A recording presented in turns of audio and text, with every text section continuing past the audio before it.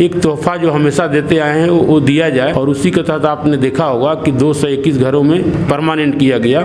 उसी दरमियान में हम लोग के कुछ ट्रेनिंग पीरियड में टीएमएसटी के नाम से हम लोग के कर्मचारी पुत्र थे जो 3 साल से 200 के आसपास में बचे हुए हैं, वो ट्रेनिंग करके बैठे हुए थे। और वो 200 जो हम लोग के टीएमएसटी ट्रेनिंग कर्मचारी हैं उनको भी अस्थायी पूल में हम लोगों ने प्रमोट कराने का काम किया। नमस्कार, सोशल संवाद में स्वागत है। मैं शशि भूषण और आज बात हम टाटा मोटर्स वर्कर यूनियन से करेंगे। बड़ी ही इस संकट के माहौल में एक मौका मिला है जहां पर मजदूरों ने खुशी जाहिर की है, क्योंकि संकट जिस तरीके से उद्योग धंधों का हाल हुआ उसमें एक बार वर्कर्स यूनियन ने 10% बोनस का समझौता किया है। और भी क्या कुछ हुआ है इस पर हमारे साथ बात करने के लिए यूनियन के महामंत्री आर.के. सिंह जी हैं, उनसे हम जानते हैं। सर, बातचीत करने के लिए स्वागत है। धन्यवाद। अभी काफ़ी ही कोरोना के वजह से उद्योग धंधा का हाल आप देख रहे हैं और आप कंपनी भी काफ़ी समय तक ऐसे चल रही थी। आखिर बोनस समझौता में क्या कुछ हुआ और क्यों इस बार का जो है बोनस काफ़ी महत्वपूर्ण है?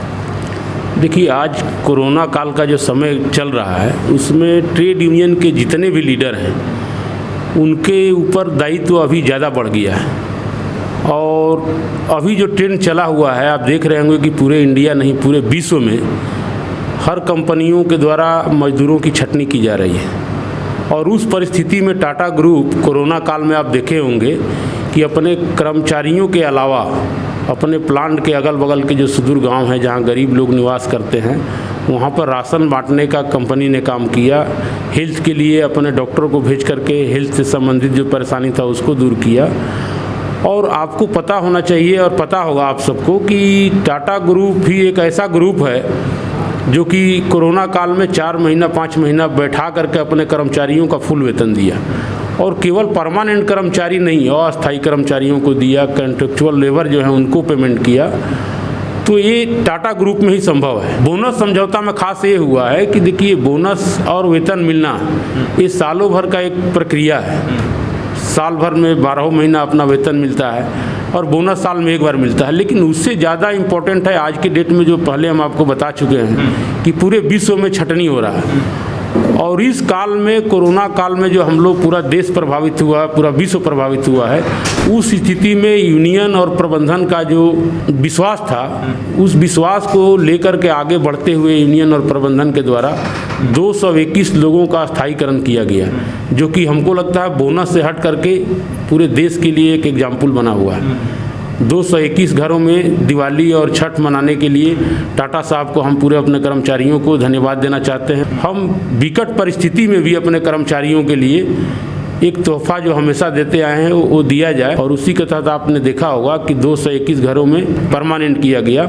इसके अलावा आपको बताना चाहेंगे कि 3 साल से आपको पता होगा कि ऑटो सेक्टर में मंदी की मार हम लोग पिछले 2-1.5 साल से झेल रहे हैं। उसी दरमियान में हम लोग के कुछ ट्रेनिंग पीरियड में टीएमएसटी के नाम से हम लोग के कर्मचारी पुत्र थे जो 3 साल से 200 के आसपास में बचे हुए हैं, वो ट्रेनिंग करके बैठे हुए थे। और वो 200 जो हम लोग के टीएमएसटी ट्रेनिंग कर्मचारी हैं उनको भी अस्थायी पूल में हम लोगों ने प्रमोट कराने का काम किया। कोरोना काल में 421 घरों में दिया जलाने का प्रत्यक्ष और अप्रत्यक्ष रूप से हम लोगों ने काम किया।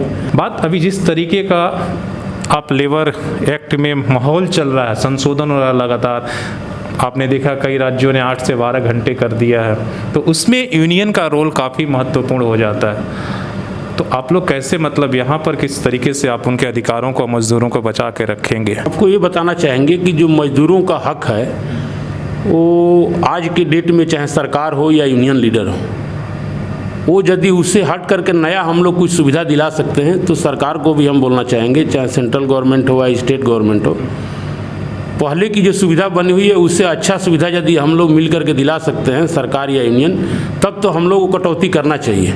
अदरवाइज जो हमारे पूर्वजों ने कुर्बानी दे करके 12 घंटा का काम जो था उसको घटा करके 8 घंटा किया गया था, सूझबूझ कर मिला था 8 घंटा, और इससे यदि हम लोग बढ़ाने का काम करेंगे सरकार के लोग तो यूनियन इसमें बाध्य होकर के, सकारात्मक यूनियन भी इसके लिए आंदोलन के लिए तैयार हो जाएगी। और आपको बता देना चाहते हैं कि ये देश केवल सरकार नहीं चलाता है, इस देश को चलाता है किसान और मजदूर। और किसान मजदूर को जो भी सरकार हो अनदेखी करेगा उस सरकार को चलने का कोई अधिकार नहीं है। किसान मजदूर यदि नाराज होंगे, उनके पेट पर लात मारा जाएगा, तो सारे ट्रेड यूनियन का आप देख भी रहे होंगे कि इंटक, बीएमएस सारी यूनियनों के द्वारा इस पर पहल की जा रही है। और कोई भी काम यदि किसान और मजदूर के विरोध में होगा तो हम लोग बाध्य होकर के रोड पर उतरने का काम करेंगे।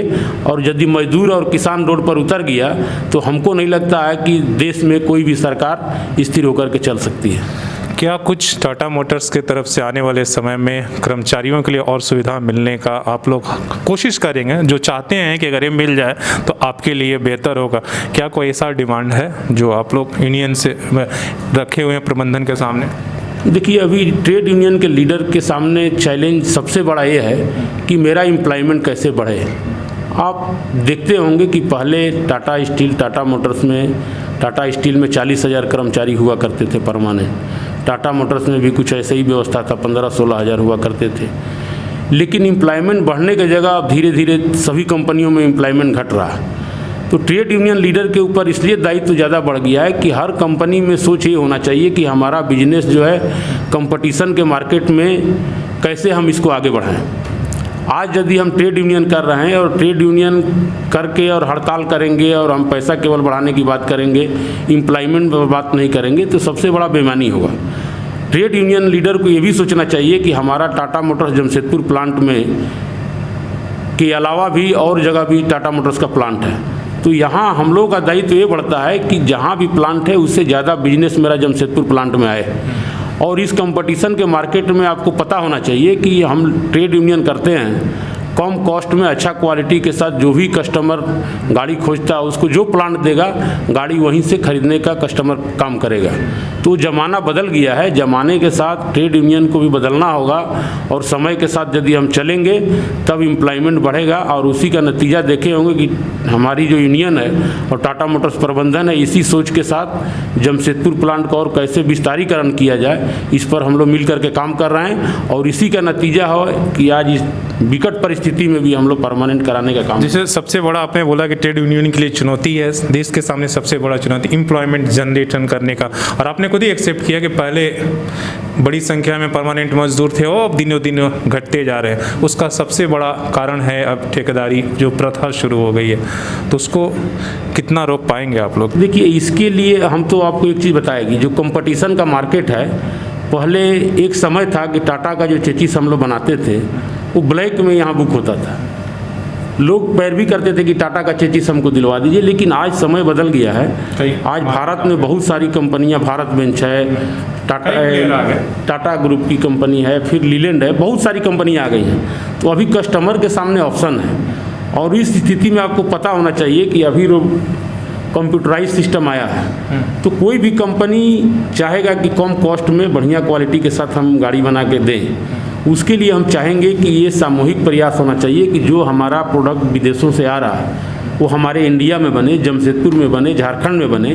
उसके लिए सरकार को पहल करना चाहिए।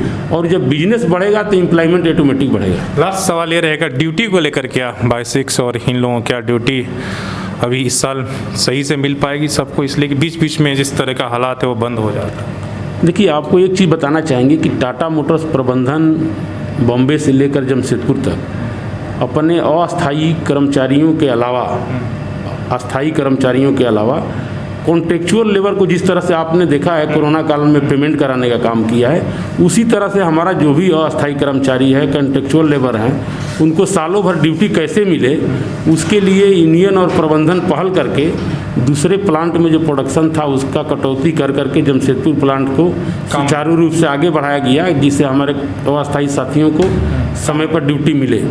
और बहुत सारे जगह ऐसे हैं जहाँ से काट करके जो प्रोडक्शन था जमशेदपुर को मिला। लेकिन अब स्थिति धीरे धीरे सुधर रही है और हम लोग विश्वास करते हैं और ईश्वर से कामना करते हैं कि आने वाला जो समय आ गया है वो टाटा मोटर्स एक बार फिर लीडर के रूप में हम लोग उभर कर निकलेंगे। हम लोगों का विश्वास है, क्योंकि हमारा जो क्वालिटी है और गाड़ी का जो कॉस्ट है इस कंपटीशन मार्केट में भी हमको लगता है कि सबसे बेहतर है। और इसी के बल बदौलत हम लोग आगे जरूर बढ़ेंगे। चलिए, बहुत बहुत धन्यवाद।